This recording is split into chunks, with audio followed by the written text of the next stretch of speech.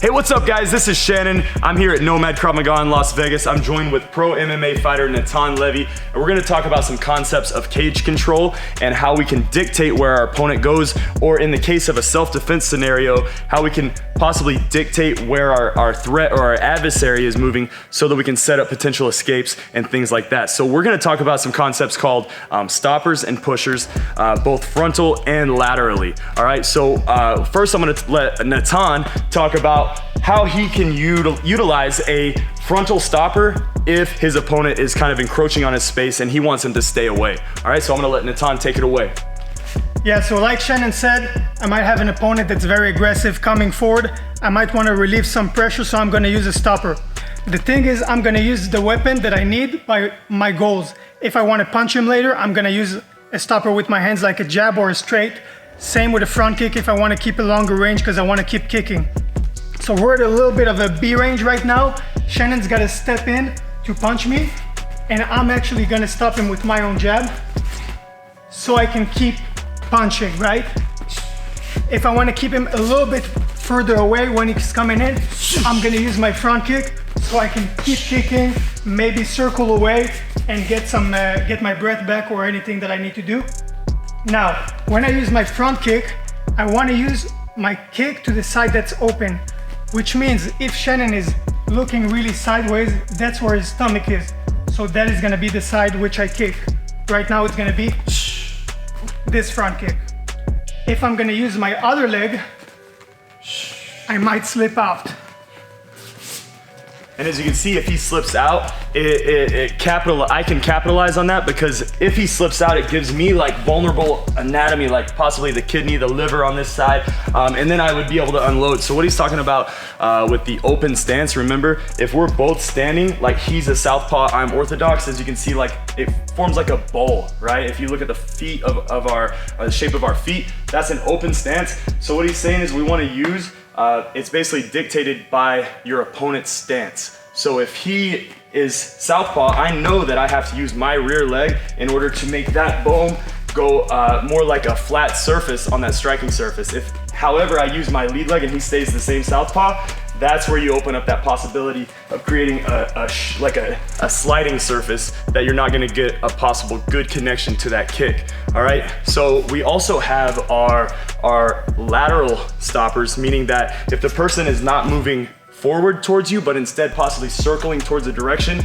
and you want to control them, making them stop going that certain direction so that you can continue on with your attacks. Possibly if he's circling to his lead side, moving to his right, and I don't like that, maybe I want him to go the other way. So I could throw possibly some hooks to this head to make him stop, and that might make him go the other direction, and it could also set up some potential counterattacks on my end that I could use a leg or maybe a body shot. So if I go over that right now, he's moving, kind of circling to his right, I give him some hooks and then make him stop so that I can set up that rear leg kick, or possibly potentially maybe rolling into like a body shot here. So if he's moving that way, I don't want him to go that way. I roll, hit him in that body, and then I can follow up how I would need to.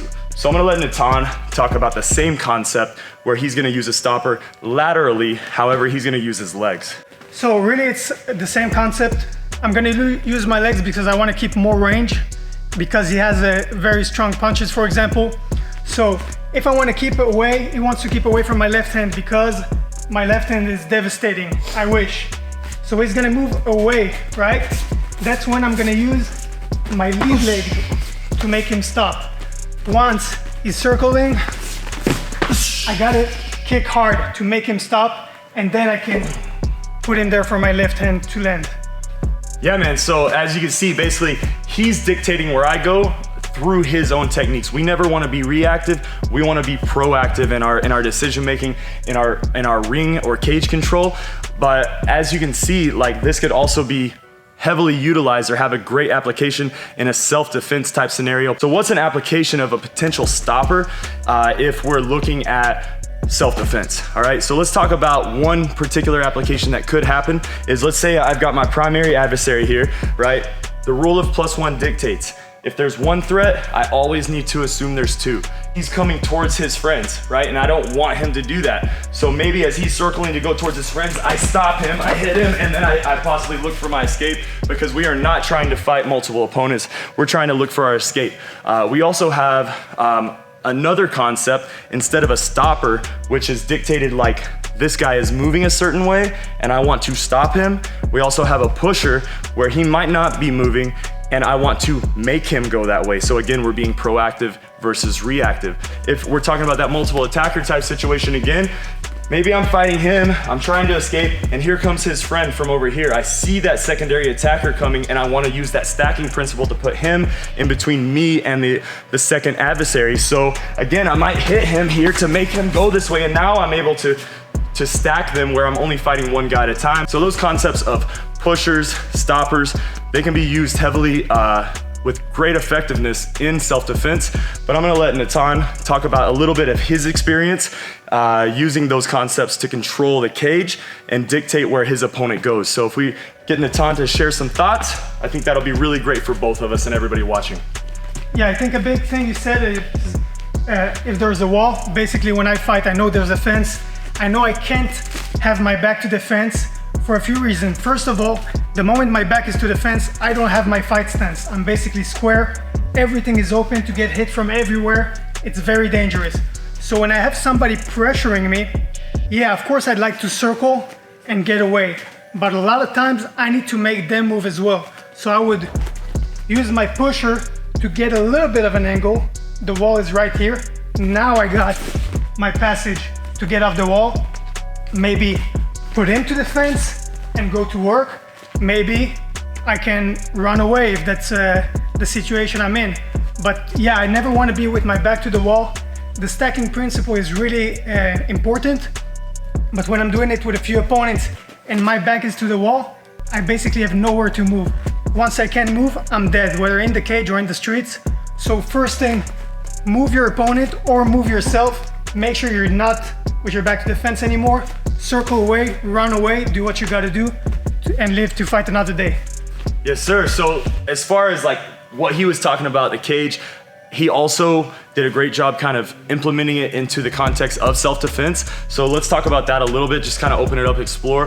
So again, if I'm the self-defender, I'm not the MMA fighter. Whereas if I'm on the wall, by the way, could this be a benefit to me to be on a wall in a self-defense situation? Yes, as long as you know how to use the wall, and it also allows you know that nobody's gonna come up behind you, because again, that rule of +1 is always vitally important. Unfortunately, bad guys do attack in groups and crowds a lot of times, all right? So yes, it might be a benefit to be on the wall, but if I'm looking for escape, I don't wanna stay here longer than I have to, because again, we're always trying to get that egress as quickly as possible. So exactly what he said, I might be able to dictate here so that he can open up, and then I want to move myself. And then if I'm not looking for an immediate escape, maybe I need to deal with this threat before I escape, because maybe we're in a closed environment. Maybe we're in my house. This dude came in and attacked me. Maybe I'm in, you know, like a small room of a store. And now maybe that will allow me to come in, get that takedown, maybe get that finishing strike, whatever I do, so that now I can escape, look for additional threats,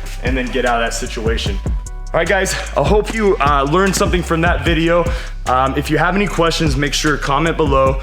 We'll be able to answer those. Make sure you click subscribe on this video, subscribe to our channel. Thumbs up always helps us, guys.